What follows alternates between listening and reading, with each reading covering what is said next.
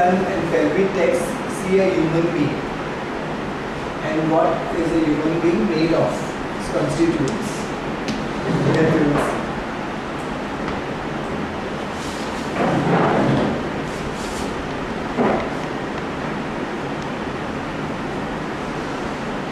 Avesta and Pazan texts unanimously say that among the 7 creations that God created, human being was his most favorite. Human being was the best creation, and human being was put in charge of all the other creations. And it also says that he got this sovereignty because of his ability to think deeper and to speak. So these are the 2 things which gave men the power over everything.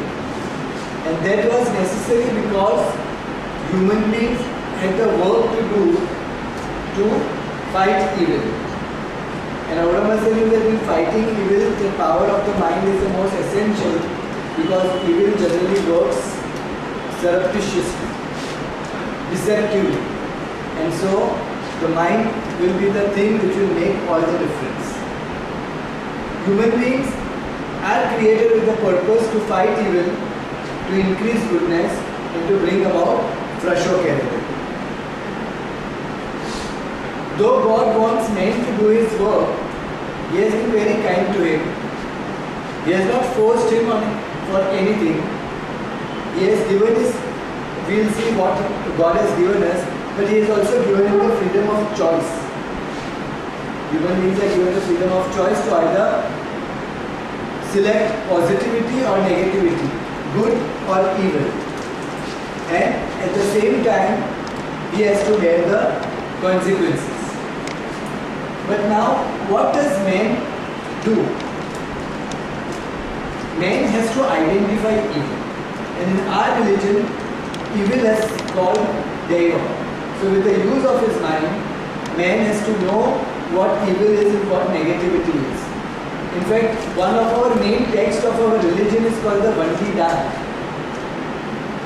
And Vandidat comes from the Avestan word Videvodata. Videvodata means laws to fight Deva.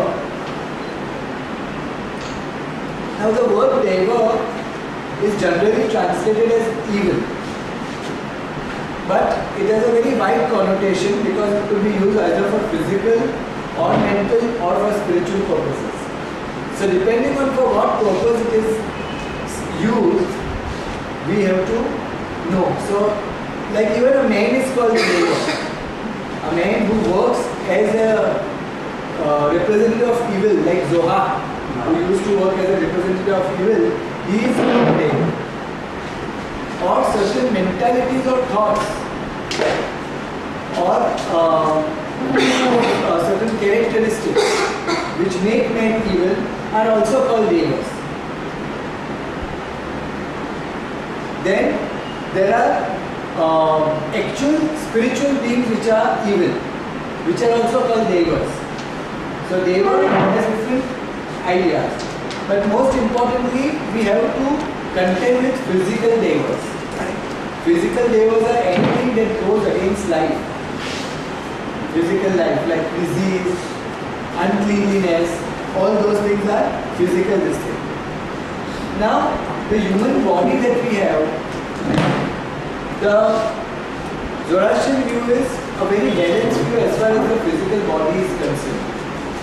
Okay? It has to be considered something which is sacred and something to be cared for. Like you must be aware of the Indian notion sometimes that body has to be, we should not care for the body. There is one of the Indian concepts. Even the Christians consider the body as a citadel of sin. So all the sins are originating from the body, because of the body. But Zoroastrian religion does not see body as evil. It considers body as sacred. And that's why to keep it pure, it has given several rules and regulations to keep the body pure. Generally we use the word tariqat. Like English it is generally translated as ritual purity. This purity which goes beyond the physical is called ritual purity. So these are the things which are given to keep a human being away from evil, all types of evil. Because that is necessary if man has to work for the sake of good. Now, what is this? What are the tariqas? What are the laws of ritual purity? On the one hand, they segregate. They segregate anything that is evil. And on the other hand, we have to fortify ourselves from any outward evil. So our kasti, things like kasti, which is we consider it a basic tariqat, basic religious discipline. It is in a way to fortify us.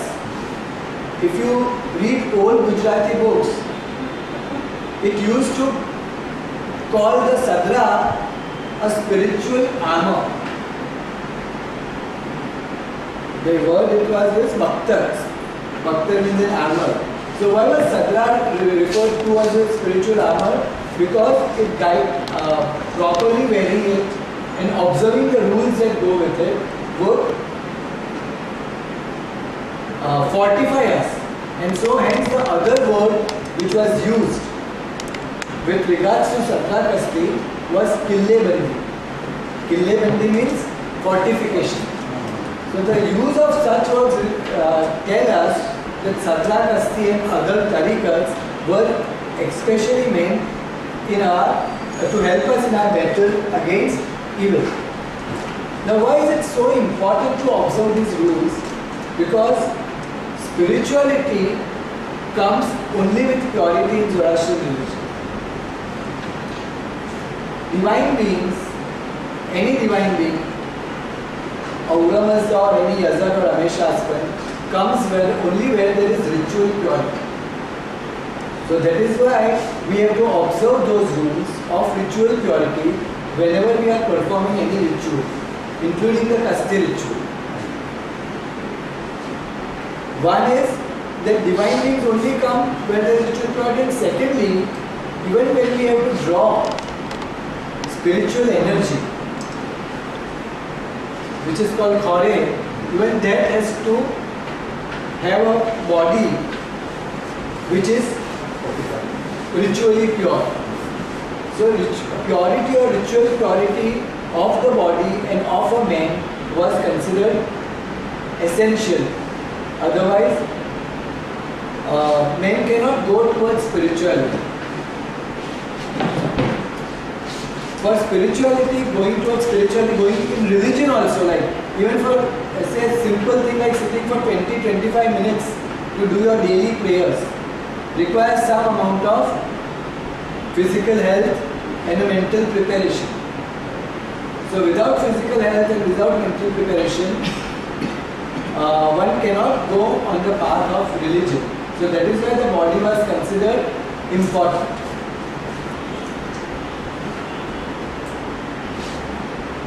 Now what are the other tariqas? It's one of the laws. There are many tariqas. We are covering them in our Zoroastrian practices lecture, which we will start after 1 week. Oh. Next week or the week after that, we are starting Zoroastrian practices. So we will deal with them in detail. But here we suffice to know that these tariqas are meant to help the physical body, and only if the physical body is good that you can advance in anything else. That's why physical body has to be there. Now, the human body is made up of 9 constituents.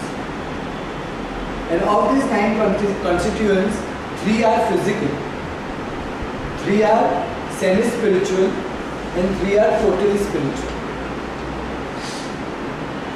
After that, the 3 physical constituents have to be disposed of as immediately as possible, because they become a source of contagion. Now, the term that we use for contagion is naso. In Zoroastrian religion, any dead matter is considered naso. So for that reason, even when we cut hair or nail, as long as they are in the body, they are considered as living. But when after it gets severed from the body, it becomes dead. And that's why one of the tarikats again, incidentally as we are talking, there are elaborate rules to dispose when you cut your hair or file your nails. Depending on the circumstances, you have to dispose them in a possible manner, because they are dead matter now, and any dead matter attracts evil of two kinds. First is physical evil, that is contagion, decomposition, and second evil, which is somewhat unique to Zoroastrian religion, is called Druje Nasu. Druje Nasu means the demon of pollution. It is some spiritual sort of evil which houses itself only in something which is decomposing. Now all animals that die attract only physical contagion.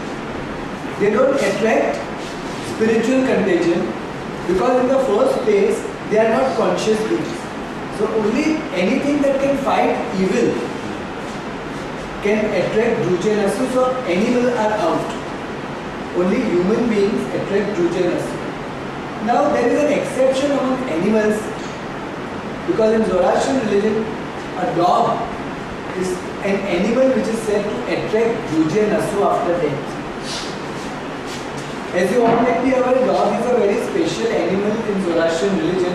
I think the most special animal in a way, because of its power and ability to fight evil. A dog can fight evil because of its natural tendency, which is God given to it, which is in its eyesight. The eyesight of a dog naturally drives away evil. So we are told that if a dog dies, then a Druje Nasu will attack the dog, because it has fought evil in its life, as human beings have done. So that's why this, after a human being dies, its body, the physical components have to be disposed of quickly and in a way that they don't harm other living things and beings and other living creations. Now, for human beings, one thing is very clear and certain, that spirituality or being attracted to religion or being attracted to God more or less comes natural.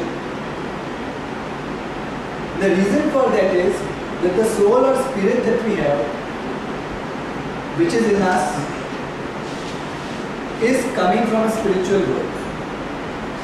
Sometimes or more often it is generally overpowered by the mind. But even then sometimes glimpses of it are seen. So there is always that innermost urge or desire to connect to the place of its origin. Generally we realize that we like to go back home wherever we have gone in the world, even to the most beautiful place, we are attracted to our home. We need to come back to our home. Similarly, a soul's original home is the spiritual world. So there is a deep desire in the soul, and that automatically attracts the soul towards spirituality if proper these things are given to it, proper inputs are given to the mind, then the soul will automatically go towards spirituality. The secondly, as we saw the 9 constituents of a human being, out of them 3 are physical, 3 are spiritual. And then there are 3 which connect the physical to the spiritual. So that's why predominantly a human being is spiritual, because it has got a lot of spiritual constituents in it. So that's why also naturally and normally it is generally attracted towards spirituality, but depending on life and its circumstances, it happens differently in different people.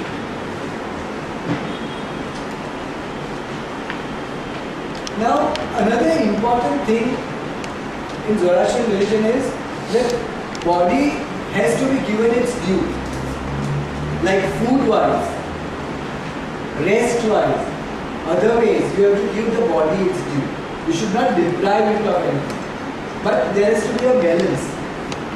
Hedonism on one hand and total austerity on the other are to be avoided.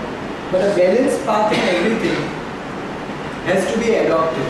So we are not told to not sleep or wake up for long hours, but we are told to wake up early. We are told to sleep for 1/3 of day and night. We are given such instructions. So there is always a balance to it. And another thing is that the physical body is something which is necessary for spirituality, because spirit can come into matter and dwell in matter. That's another unique concept of Zoroastrian religion. That physical and spiritual are not different. In fact, the physical in this world is more important because it has a greater capacity to fight evil. And if there is no evil, then automatically it will become a house for the good divine beings. So we are told specifically that the divine beings want to be a guest in your body. The word mehman that we use in Gujarati, which is the word for guest, is also a Palvi word, a word in the Palvi language, and it means the same thing, a guest. So we are told in Palvi that your body should be such that the spirits can become guests in it. So keep it that way. So the body is an essential tool for spirituality. And in fact, when you see the two most important components, a soul and the body, and which is more important, as far as this world goes, the body is more important. Because without the help of the body, the soul does not have much strength to fight evil by itself. But with the help of the body, if the soul is good and it wants to fight evil, it wants to do good, it can do it. That's why this life is considered an opportunity where one has to enhance one's journey, spiritual journey. Because after death, that process becomes very slow without the body or the soul doing goodness. Either positively or fighting negatively, it becomes very much less. So that's why this life has to be utilized for that purpose.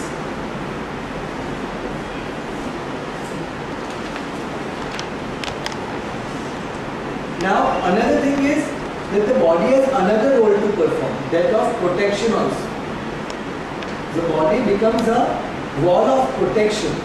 So a body which is clean can, as in the general word we use is immunity to a certain extent, that immunity is necessary to ward off physical evil, of germs, contagion, diseases.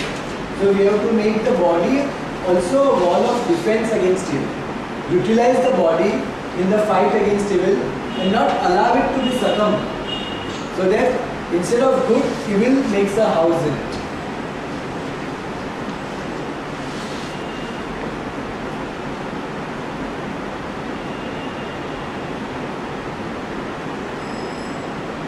Now, as important it is that the body has to be taken great care of during the life. An important Zoroastrian injunction is that one is not to be unduly attached to the physical body. Because if one sees it as an ally of the soul during life, after death it becomes an ally of the evil. If it could be, while it was alive, it could be used as both. The evil also could use it, the good also could use it. But after death, definitely the body is taken over by physical and spiritual contagion. That is Nasu and Druje Nasu. Both can take over the body. So it has to be disposed of in the best possible manner, in the soonest possible manner, with the least harm to any other living thing. So this is as a background, as a concept of a human body in general and of a human being in particular, we go to the 9 particular components which we have to be mindful of. Now of these, the 3 physical are very common. What will be more important are the 3 semi-spiritual and the 3 spiritual. So the 3 physical which are destructible components and which have to be disposed after death, in Avastha they are referred to as Tanu, Gaitha and Asdi. Tanu is the outer physical covering which skin, muscles, etc. which makes up the outer covering of the body. Gaitha are the organs. They are also an integral part of our body, all our organs. Right from eye, we generally call them soft organs. Right from eye to lungs, heart, kidney, liver, everything. And finally, the frame of our body, the skeleton. So these are the 3 main components of the physical body which we are told have to be disposed in such a manner after death that it is quickest and it is in the least possible harm to other creations. So organ donation is the one. Organ donation, see, as far as organ donation goes, directly in our religion, there is no mention. But what we know of religion, by inference one has to come to a conclusion. And if one goes by what we are learning, one can generally come to the conclusion that it is not spiritually beneficial to donate the organs. From a spiritual point of view, from a soul point of view, it is not advisable. If you are talking from other point of views like humanitarian, etc., and if you think that they supersede the spiritual purpose, then one can take that decision. But as far as a spiritual this thing is concerned, it does not go in sync with what we know about spirituality and about human body.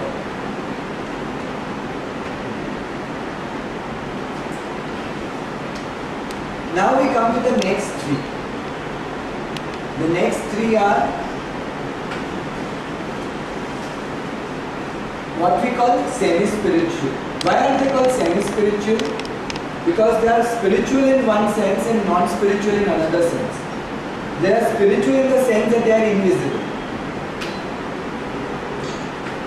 And they are non-spiritual in the sense that they are destructible.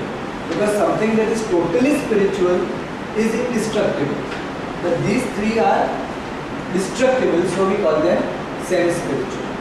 Now they are called Kair, Pushtan and Tevishi. The first is called the Kair. Now the very word Kair means a form.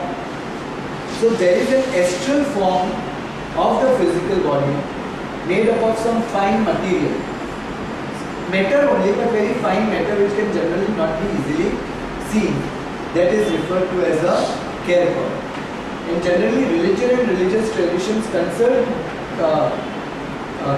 this as the energy body, because different sorts of energies that we talk of from a spiritual point of view are stored in this Kair body. So automatically, if good energies are to be stored in it, then the Kairpa has to be good and clean. And if the Kairpa is not good, not clean, then good energies will not come in it, will not stay in it.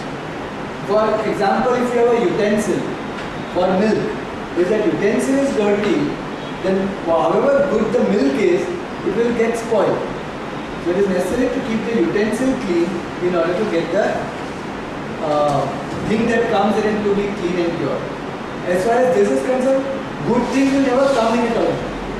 Milk to आपने pour भी कर लिया अंदर में बची कराते जाए, but as far as this receptacle is concerned, something positive or good will never come in.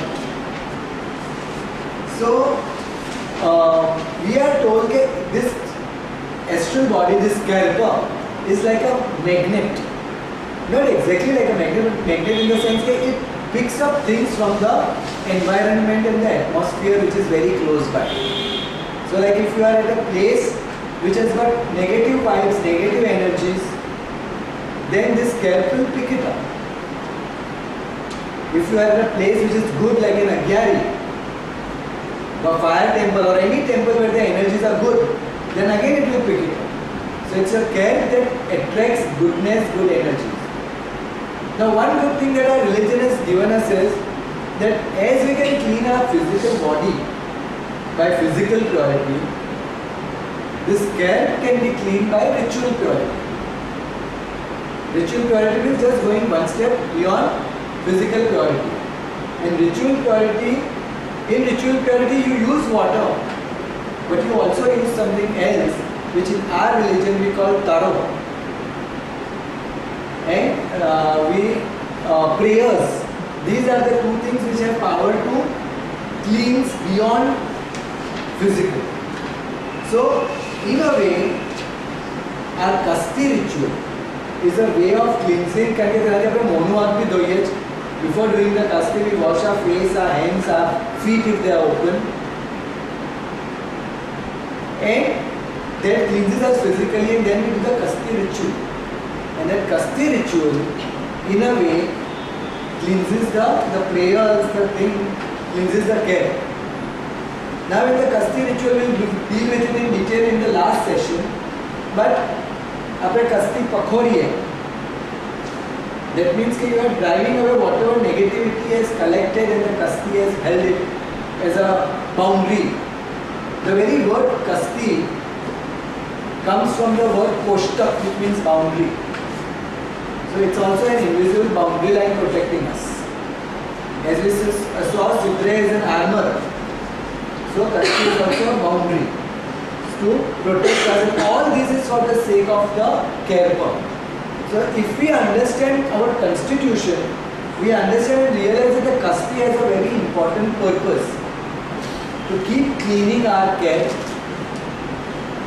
as we need to bathe at least once a day, wash our face several times a day. So we are enjoined to do Kasti at certain particular points.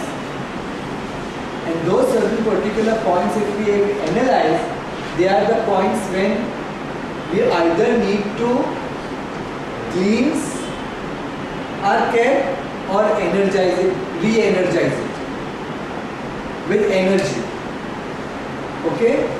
So this is how care, even if it is damaged in some way or the other, it can be repaired also by prayers. After Nan, you must have heard about Nan, Arashnu. These are different stages of purification. And they are also geared towards giving purity to not only to the physical body, but to this etheric body or energy body also. Now the Khore or the Khorena that we say, the divine energy, is generally stored in this care. And that is why it needs to be kept clean if we want to accumulate this good energy. Can anybody see this care? And anybody has got the power to see? The question is, has anybody seen the care? Now there are certain type of people, very very special, perhaps 1 in 10,000 or 1 in 100,000, I don't know, who are called clairvoyants. They have got the power to see beyond the normal physical spectrum that we have. And these people have said that yes, they can see this energy body, which has got different colors. It can be muddy. In the Tibetan, the Dalai Lama's book also, he writes about this same point. In many spiritual books, in many, even in science, it is, to a certain extent, yes, it is aura. Aura is the energy which shines out of the care. Or the negative, or the negative energy or the positive energy that is there. It's not the Kalpa, but it is the energy which is stored in the Kalpa is the aura. Does a dog have Suji? dogs?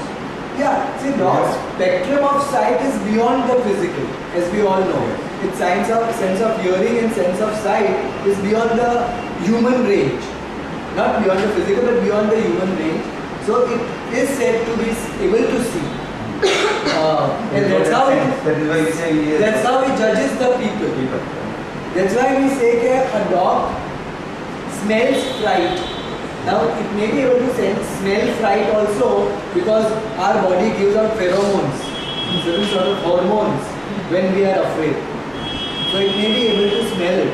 But it may also be able to see the changes that take place in our energy body when we are fearful or afraid. Now science has got a instrument which can measure this energy emitted by a body. And that was discovered by a Russian man called Krillin, Vladimir Krillin. Hence this instrument is called Krillin camera. And this method is called Krillin photography. So lots of books have been written and extensive research has been done.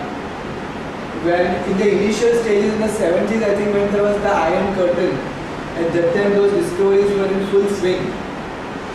And at that time I vividly remember reading in books in those times in 70s and 80s that they used to photograph leaves which were cut, and even then the full leaf would come, and that was said to be the energy body of the leaf. Or they would photograph human beings, and then if there was some problem in some areas it would be reflected in the aura, or it would look muddy or different. So this Krillin photography, even it has come to India also, and it is very popular in some circles. So our religion tells this to us from the point of view of Kherpa, that is the ethereal body. Now, at the time of death, what happens? The soul stays, we are told in the Kherpa, in the energy body, the soul stays for 3 days and 3 nights. Then, the body, after the soul leaves for the charam, the care also has to merge with the lights. Generally, it merges with the sunlight, but it could merge with any cosmic light. So this Kherpa, after 4 days or 5 days, gets merged. And one of the reasons why Dogme-Nashini is a Zoroastrian, there are many reasons, I am not going to all of them, but one of the reasons is that this Kherpa, if it is in the open, then the release of the Kherpa becomes easier into the sunlight, into the rays of the sunlight. And that's why Kushet Nagirashni, that is being exposed to the sun, is necessary from a physical point of view also, and from the spiritual point of view also.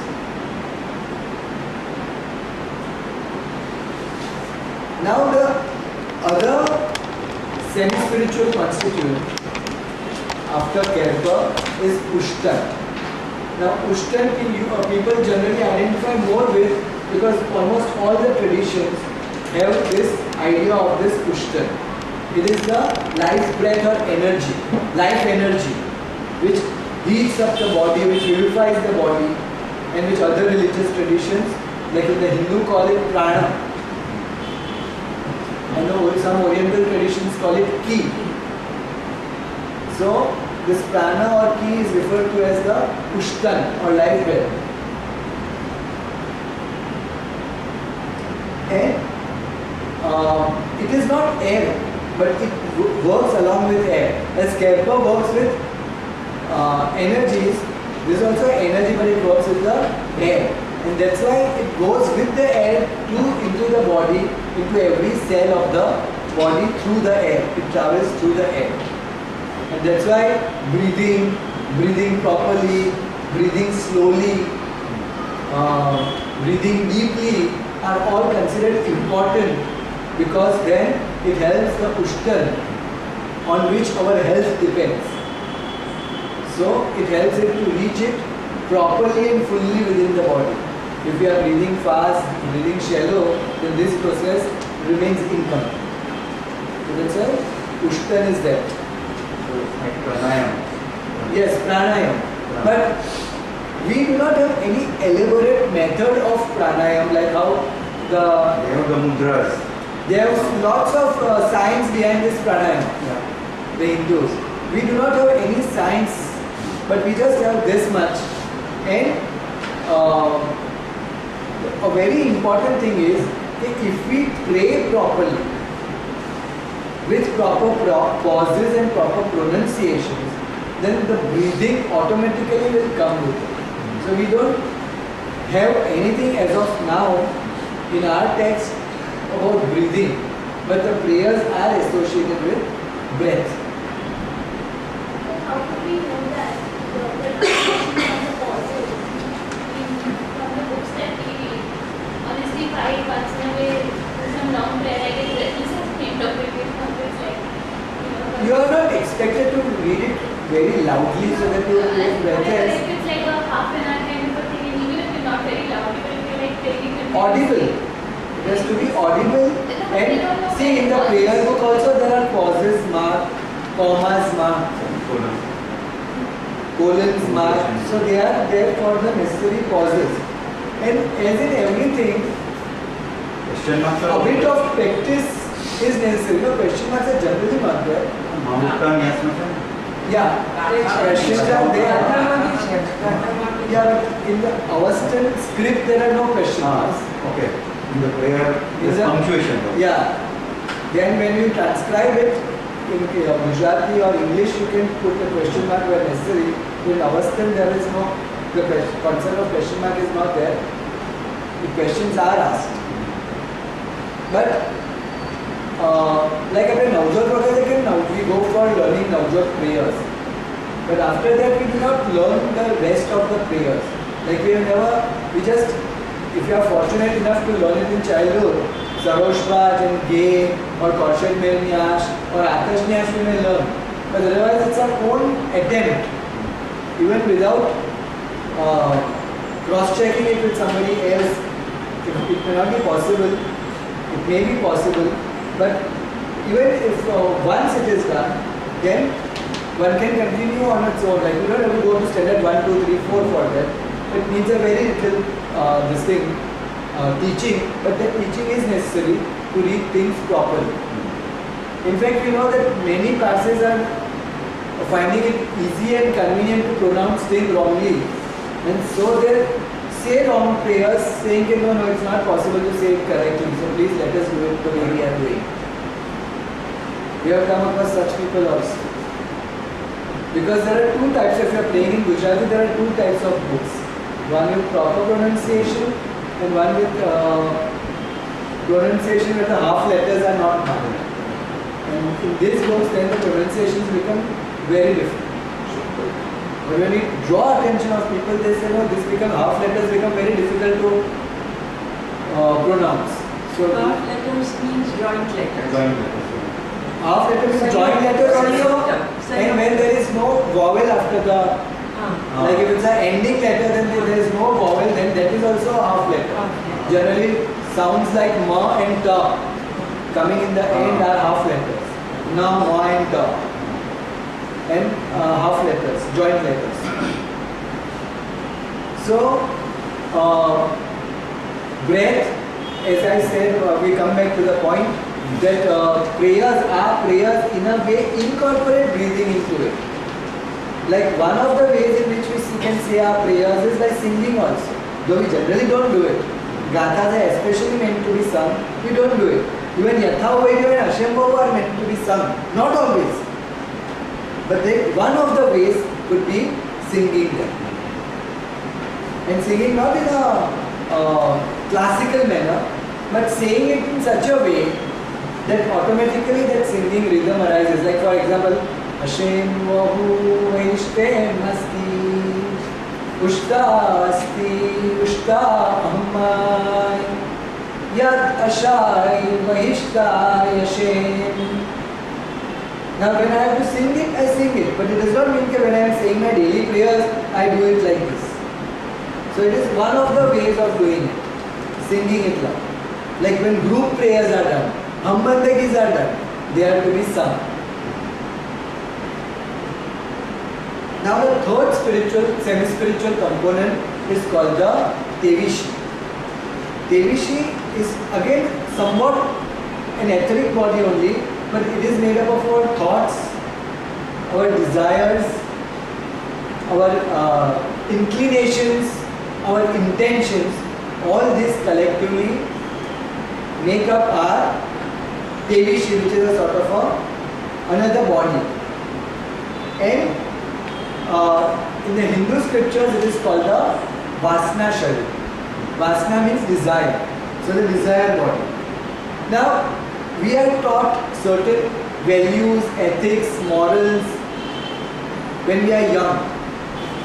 If they have become a part of our subconscious, part of our thinking process, then naturally and normally our Tevishi will be a nice thing.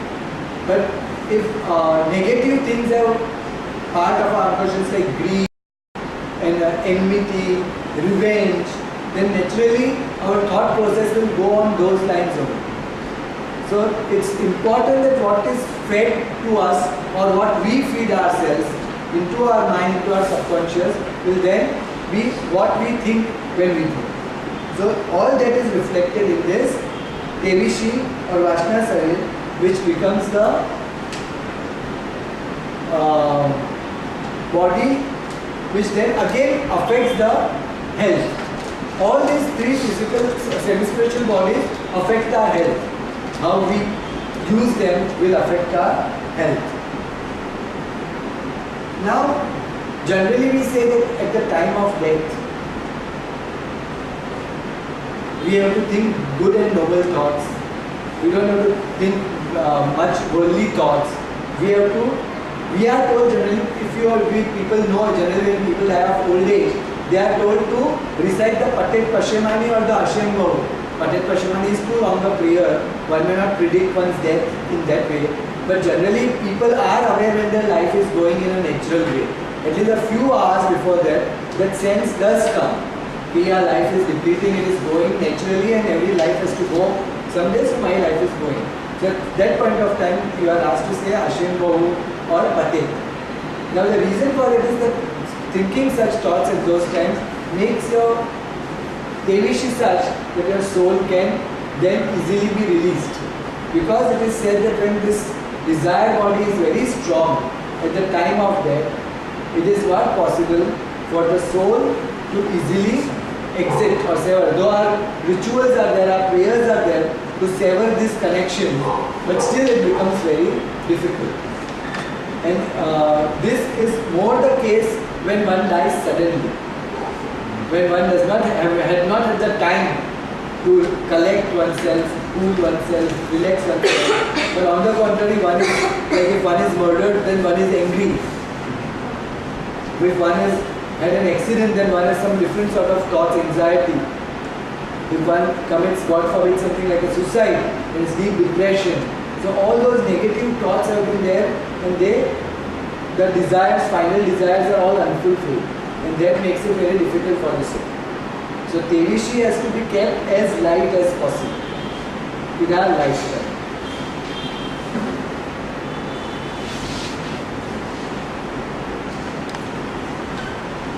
Now the Tevishi is there some tariqat for that also? The best tariqat is to keep reciting Ashem Bahu prayer when your mind, either when you have got nothing to think of or when you feel that your mind is going towards negativity, you have to say Ashem Bahu prayer. And that keeps your mind, because mind and emotions are connected. Mind and feelings are connected. What are emotions and feelings? They are nothing but thought. Feelings and thoughts is emotions. If the feelings are good, if the emotions are good, then we have positive thoughts.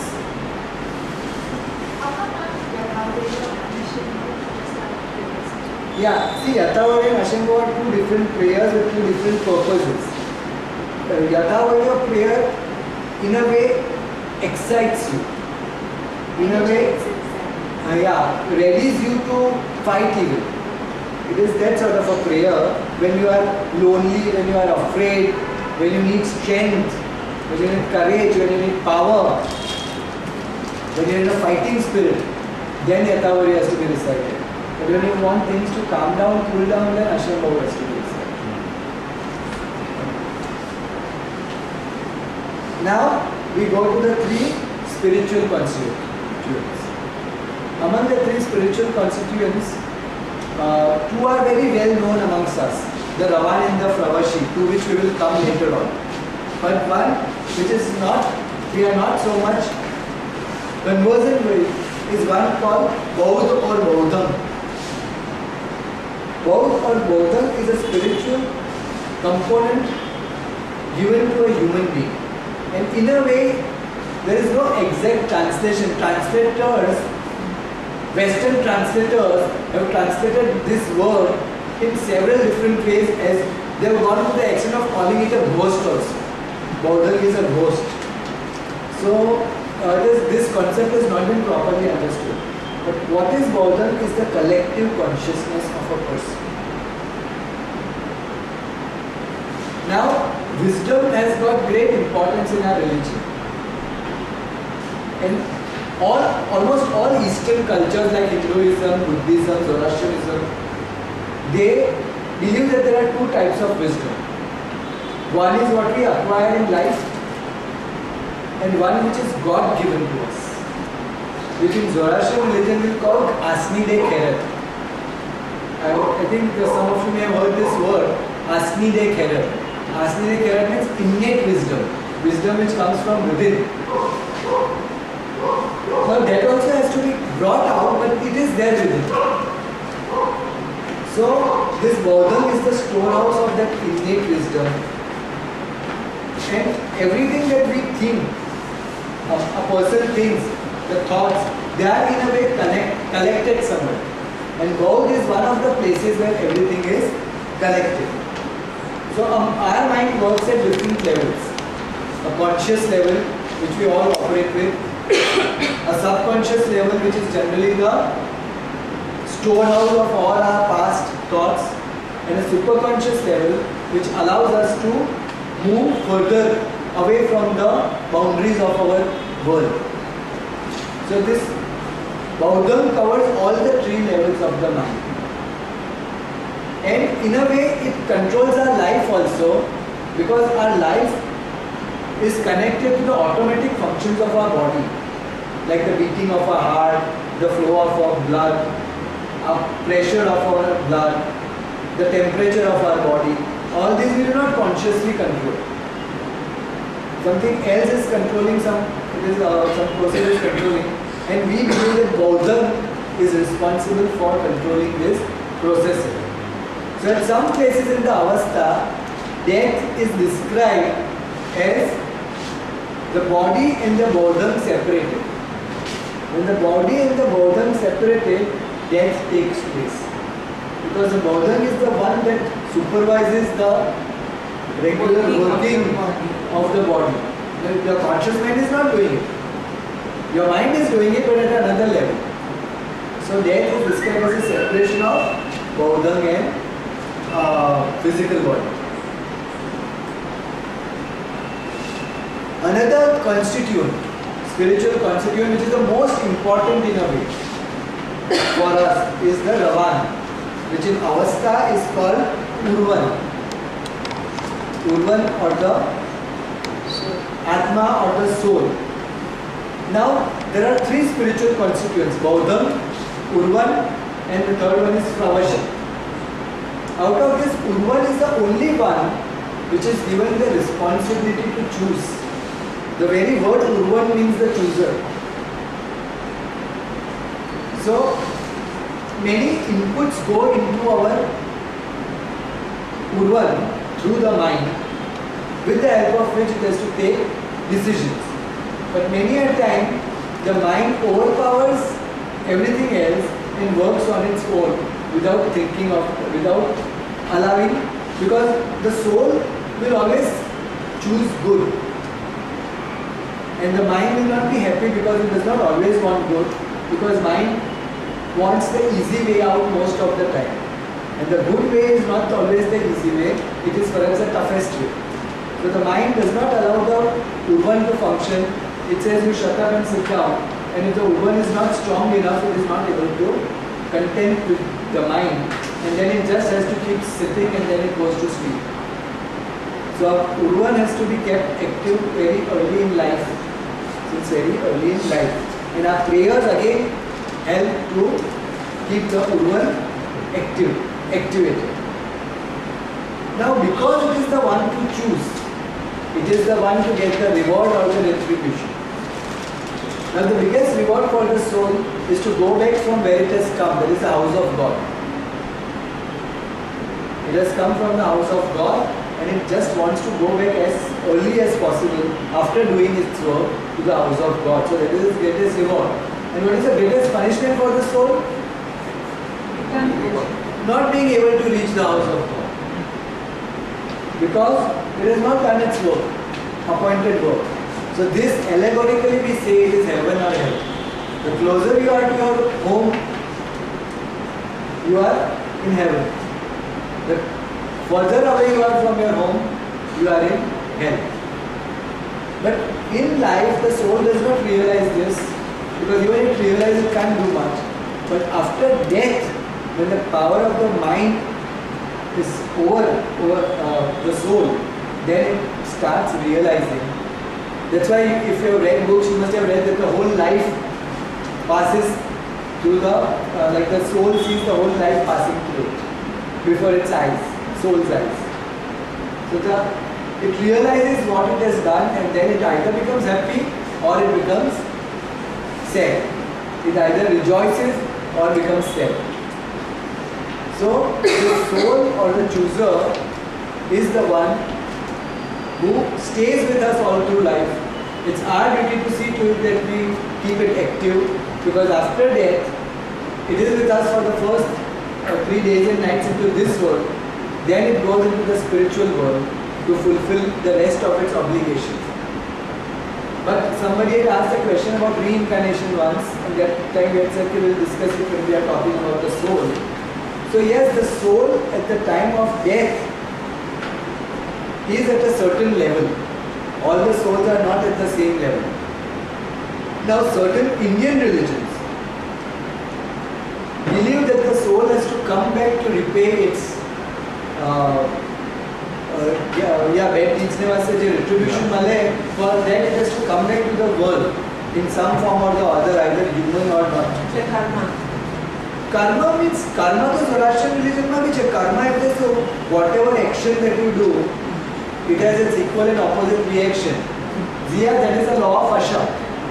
Karma is the law of Asha. So that is there in our religion. But where to repay? Where do you repay? We are told that mostly it happens in this life. But when it does not happen in this life, that's why we say, if you have heard this thing, many spiritual people, they suffer a lot at the fag end of their life. And they say that whatever retribution of the soul is there, they want it here only to get it finished, because here it will finish fast. Because as we all are human body, we have done some sort of wrong in our life somewhere or the other. So they want it so that after their death, they don't have a long way to go to their spiritual home. So that's why this is there. So the soul after death has to repay. There is no way out. But the difference in reincarnation and non-reincarnation is this only. That in reincarnation, they believe that their soul has to compulsorily come into the world. And again, if it has died and if it is not good, then again it has to come. So it's a cycle going on and on and on. Whereas in most of the Western religions, and even in Zoroastrian religion, the concept of reincarnation is not there. The concept of heaven and hell only is there. That is, the soul has to reach its position according to its deeds in this world, and from there very gradually keep on progressing towards its final home till the end of time. Pardon?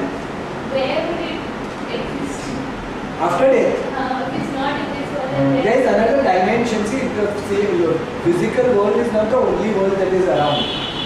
Even in this room, we are not the only ones. So there are so many other things and beings around us which you don't see. Similarly, there are many dimensions also which you don't see and perceive. So there is a dimension which we call spiritual dimension which exists but which cannot be seen with our eyes. So the souls are in such a plane where we cannot see them. Like if you believe in religion, then you have to believe in these dimensions. Then you have to believe that there is an unseen world. Otherwise, religion does not make sense because soul, God, angels, divine being, heaven, hell, all mean that there are unseen things beyond this physical, which is called minute. In Zoroastrian religion, they are called minute. That is, one means mind. That those things which have to be perceived from with the mind, with the help of the mind, which cannot be seen with the physical eyes. We get only one life. According to Zoroastrian religion, yes, we get only one life. But that is quite big enough to do all the good that you want in the world. What about other creatures then apart from human beings? Do they also get only one life? Other animals as well? According to Zoroastrian religion, animals do not have a consciousness, do not have a conscious mind. They do not have a soul. If only if you have a conscious mind, I will be able to choose consciously.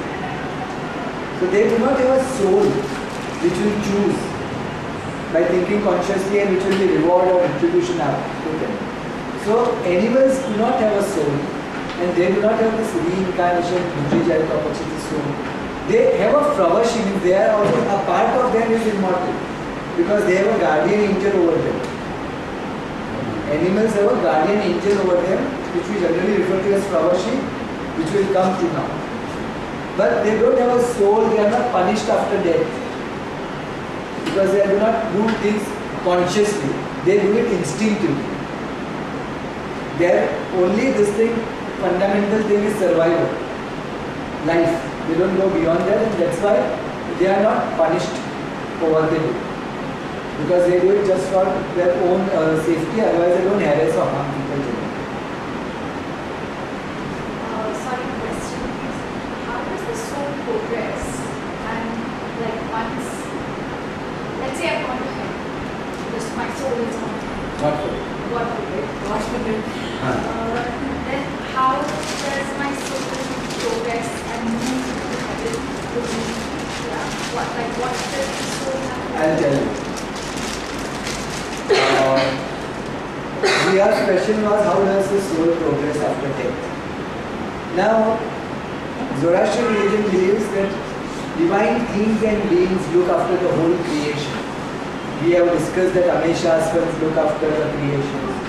We have discussed that Fravashis look after creations. Those creations include human beings to a large extent, but also other creations. Not only creations, phenomena in nature are also governed by divine things and divine beings. So, the help of the soul or the spirit is required in all those things. And there it is guided by its own fravashi, which will be there with the soul. So maybe you may be told to guide a human being.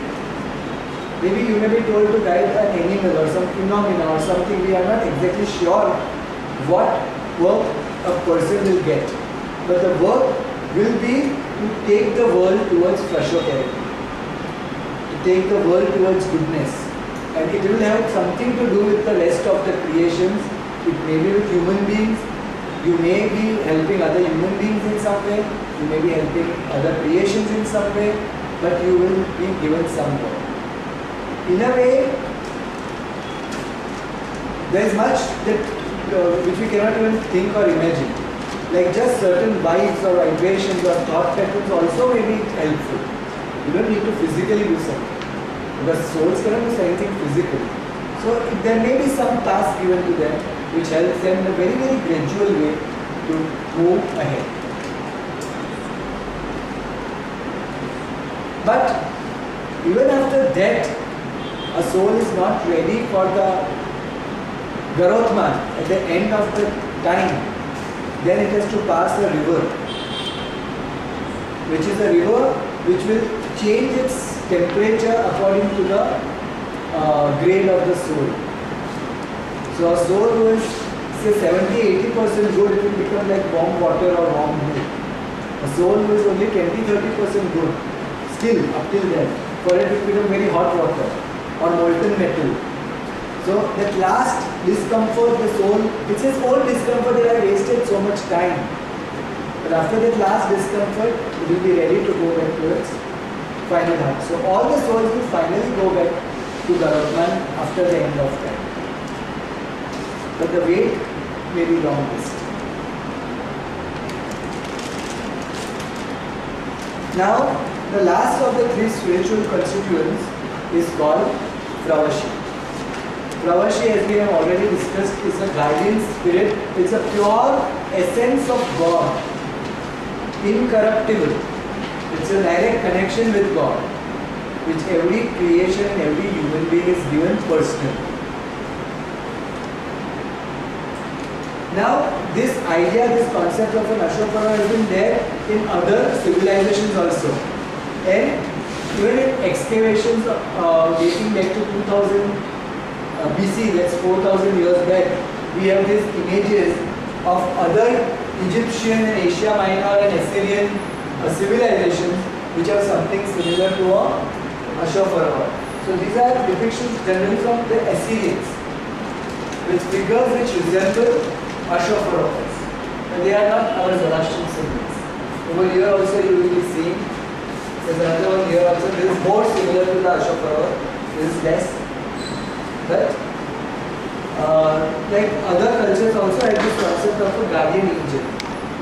Now why does it have this sort of an image? Now in our Zoroastrian listing, the oldest recorded archaeological evidences of this image found at Persepolis, which is dating about 2,500 years back, in the palace at Persepolis. And this whole image is also described to a great extent in the Farvardin Yashna, which we recite as the Farokshi, where we are told that our Pravashi comes to us, it has wings because it flies to us, and it has a face of a human being. So that description to a certain extent fits this image, the description in the Farvardin Yashna. Now in such this image we generally are shown wings. Wings are a symbol of spirituality, of flight, of divinity. So that depicts a divine aspect. This tassels that we generally have even in a kasti, two sides, they are generally referred to indicate that there is polarity in the world. There is duality in the world. But which is below this, God is beyond that, above that. So this circle and this circle also over here, this is considered generally as a ring of authority, and this circle is a ring of perfection. Because God is perfect. So, because Pravashi is part of God, it signifies perfection. And generally we have two types of Pravashi images. One is just this much without the face, and one is with the face. Generally the one without the face is that of Pravashi of other creations. The one with the face is that of the Pravashi of human beings. Each and every human being has a Pravashi, and we remember those Pravashis. When we remember a dead person, we remember the soul of that person, and along with the soul of the person, we also remember the Pravashi of that person. Because the Pravashi of the person, of the soul, keeps on guiding it till it reaches its final destination.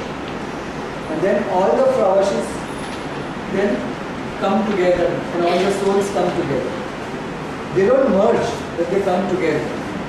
And the collection of these souls, Pravashis is called Arda Pravashi in our religion. All the righteous Pravashis.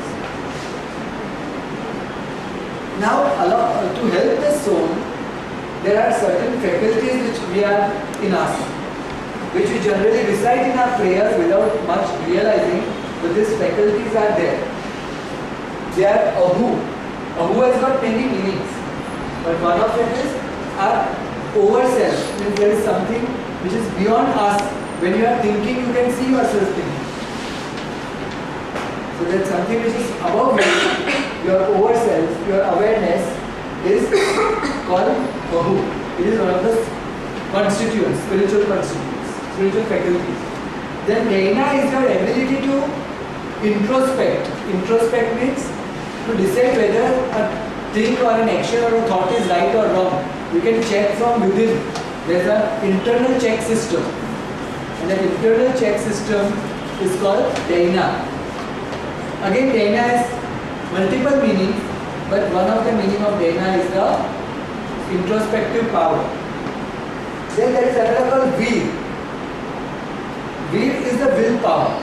And even if you know everything, even if you know that this is right, this is wrong, even then you may not choose what you need to choose because there is something, either fear or shame or greed or whatever, which holds you back.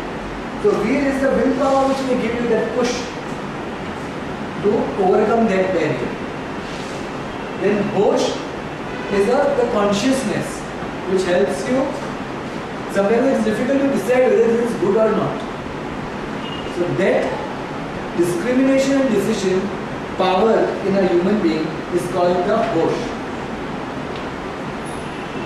Then there is Kheret, which is wisdom, Pharna, which is divine energy, Oj, which is internal strength, and Jan, which means life. Because life, whole Oj badhu kaamnu chhe. Ye to kai kaamnu nathi. So all these things depend on life. So all these things we have been given, which we have to use, so that God had something in mind for us. So however much possible, we try to fulfill what God expected of us before we depart from this world, so that the later part of it becomes easier to deal with. Okay? Thank you, Eric. Thank you. I have a question. Of course. Who is, you said each one has a flourish, so how do you know about flourish? Yeah. Now, the Pravashi, the concept of Pravashi is very interesting. It is God's own mechanism or God's own power, but it is given to you personally to guide you. Now, how do we receive divine guidance? Many a times, just now also I said, that if your mind reaches at a certain level, it is able to get divine guidance. Okay? So the Pravashi is constantly trying to guide us. But we have to be in a certain state of mind in order to receive the guidance. And that certain state of mind, once again, can be received best through prayers. So it is at the time of prayers, or if you are able to get quietude or stillness in some other way possible, but the best way is of course prayers. So through prayers, when you are in prayer, when we are in prayers, we are guided by the Ashoka. And the more we become receptive to it, the clearer it becomes. But we are told that even otherwise, like whenever we are in need, like even if we are not in touch with it or tuned with it, like in the forwarding yash we are given instances like when you are in the forest and if you are lost in the forest or the woods. Nowadays that doesn't happen with the GPS and all. But if you are lost in the forest, what would you do? He said, remember your Pravashi will come to help you. You are surrounded by robbers, what do you do? So you call out to your Pravashi. So like that is how they show that like at certain point of time when you are really desperately in need, that time also they come. They come to help kings at that time of wars also, we are told. The righteous king is helped by the Pravashis at the time of war. During times of famine they try and bring rains. So all these things. This is known as Devi Mother. Devi Mother, but Devi Mother we generally feel that it is not in our hands. Devi Mother is generally not in our hands. But this is the mother which we can rightfully ask for and receive it. Devi means divine. Divine help.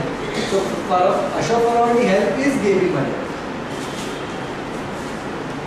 There is specific prayer or something you ask for that. Ashok No, your flowers. there is a very beautiful phrase in the Kosher Nyaya which says, Om Urvanem Yazamaide, Avam Pravashim Yazamaide. If you go to, I think it's in the 9th paragraph. So, Om Urvanem Yazamaide means, may I be able to connect with my soul. And Havam Pravashim Yazamaide means, may I be able to connect with my Pravashim. So, if one keeps on repeating these lines, it will, the possibility of connecting with them is there. Otherwise, there are long prayers like the forwarding Yasht is there, which is invoking the Ashok Paravars in general and our own Pravashim in particular. The Satumma Kando is there, which is to invoke the Pravashis of the departed ones in particular and the Pravashis of every human being in general. Then you can say small prayers which are invocations of Pravashi, like Forwarding Road Chair. Forwarding Road is for remembering Ashok Paravars in particular. All Ashok Paravars that we remember are Forwarding Road. So there is an invocation for Forwarding Road, which is an invocation also for the Ashok Paravars. What is this two lines in the video? Which one? Just now you said 9th paragraph of Kosher Nyaya. Yeah. Om Urvanem Yazamaide. May I spell out? Yes, please. H-A-O-M. Home. Yes. Urvanem. U-R-V. A-A-N-E-M. Urvanem. Yazamaide. Y-A-Z-A-M-A-I-D-E. And second line, this is for the soul. Urvanem. Urvan, if you can identify the word. Second is Havam. H-A-V-A-A-M. Havam. Home and Havam are reflective pronouns. Mind. In Avastha, reflective pronouns. Pravashim. The next one is Havam Pravashim. F-R-A-V-A-S-H-I-M.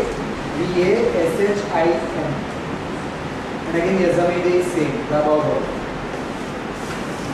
So these are sort of small, you can say chants or phrases for some particular purposes, which you can keep reciting if you want to attain that purpose. These are part of Kosher Nyaya. Para 9. Kosher Nyaya and Mehr Nyaya also, because up to 10 paragraph both are almost similar. Sorry, can I just say one thing about organ donation? Yes. Personally, I think the positives outweigh the negatives. Personally, it's a personal choice. I can't hear you there. Sorry, I lost my voice. Sir. I personally feel like the positives of organ donation outweigh the negatives. But it also connects to something you said about how our religion is about like positivity and creation. And I think you were talking about strengthening you and Angrami. when you were saying, one is a destructive, negative force, and the other is a positive and creative force. So I was just wondering, like, isn't it positive and creative and like life affirming to give somebody such a positive, second chance if you would? These are personal choices which one has to make. Right, correct. Like what is one's own mindset, priorities or mindset in that way. Like I always say that if a son is blind and if the mother wants to give her eyes to the son, then she will not think what will happen to my soul. She will think that let my son see. So that is a very personal issue. So it is not something very religious as such. As you said, we have to weigh. There are maybe positivities, there may be negativities. But generally, let me tell you one thing, that we have our own narrow vision of judgment, we human beings. Like we generally say, I garib chare vicharo. Wow. It's not always so in life. Garib or this thing also may be a happy person, a contented person, a much happier person than a very, very rich man. So generally we feel that this thing, so we should always think that there is something called the wisdom of God or the divine thing which is beyond our understanding. I have read about organ donation on emails. I have been forwarded several times. I may be having it in my archives also, I am not sure. Organ donation goes much beyond organ donation in the sense that the very personality of the person is given to the other person. I have cases where people have started behaving like the donor. People have started calling the relatives of the donor as their own relatives. Their mind and consciousness have undergone a certain type of a change. There is one thing which needs to be considered. It's not just the organ which goes, but it is a part of that person which goes. As we saw, a human being is made up of tanu, gaita and asthi. So it's very much a person. So that is to be considered, and this has happened. If you want, if I can find, these are documented cases. But, can that not also be that he knows that you have to be a mental thing also, that he knows that a kidney or an eye or somebody has come. So it can be a mental thing, that a part of me or a part of that person is now a part of me or something like that. It may not actually be because of the organ, it may be because of his thought process that okay, so and so person No, it has been proved that the organ has influenced the. It's not just a psychological thing as you are trying to say. It's not just a psychological means of gratitude. Yeah, only in the mamma ke ho, mamma ke to only mamma ke ho. It's not just that.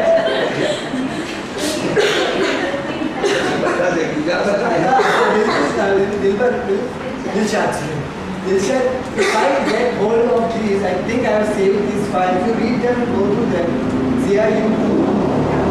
It is just add up additional perspective to the whole thing to help you form a decision. What about blood donations? Would that also constitute? See, blood is not gaitha. Blood is not an organ. Blood is a replenishable thing. So blood has got nothing to do with organ donation. These are totally separate things. A gaitha, a soft organ, is very much a part of a human body.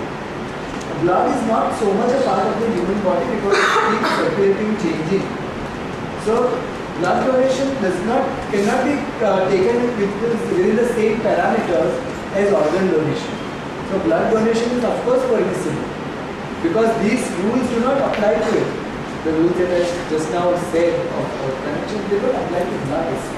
So scientifically, if the two bloods are matching, then it's okay. Like I am not like some people say, "नहीं पार्सियों blood जुलूच है, non-पार्सियों blood जुलूच है," then doesn't hold good.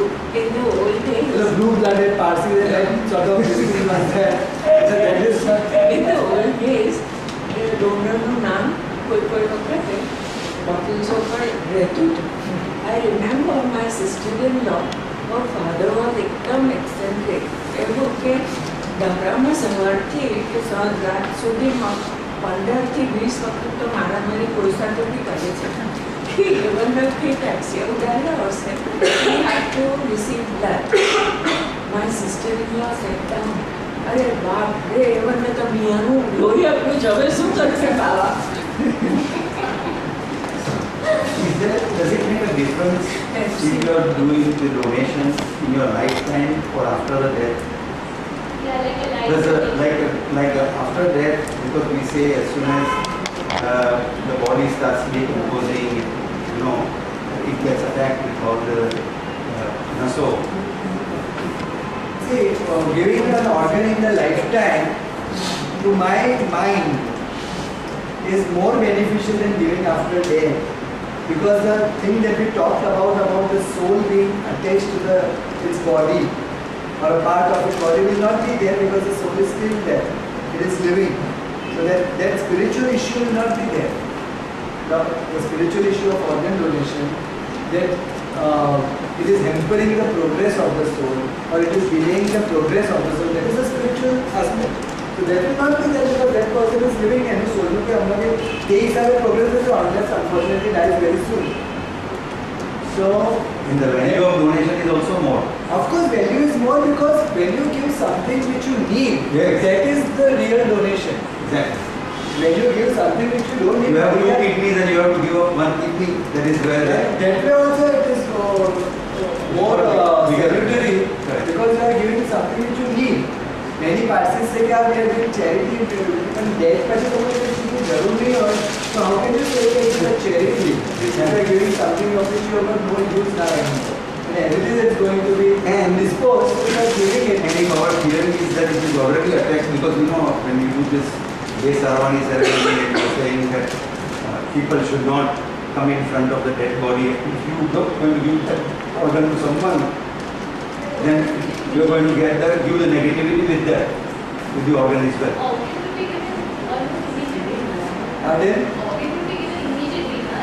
Yeah. You can't give it after 2 hours or whatever. Yes. Ah. Yeah. It's So that it has to be done very fast. Ah, it has to be there. 6 hours. I think. So then that, like, they will be cut for it. So it's the answer. Okay? Yes, thank you. Thank you. Very good lecture. Done, Banawa. Yes. Yes.